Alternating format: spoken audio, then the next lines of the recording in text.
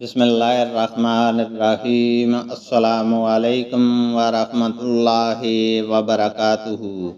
حدیث نبوی صلی اللہ علیہ وسلم ہے، ہم حجۃ الوداع کے موقع پر رسول اللہ صلی اللہ علیہ وسلم کے ساتھ چلے۔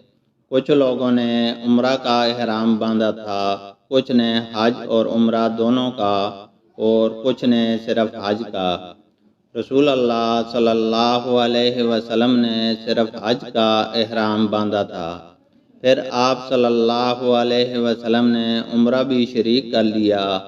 پھر جن لوگوں نے حج کا احرام باندھا تھا یا حج اور عمرہ دونوں کا، ان کا احرام 10ویں تاریخ تک نہ کھل سکا۔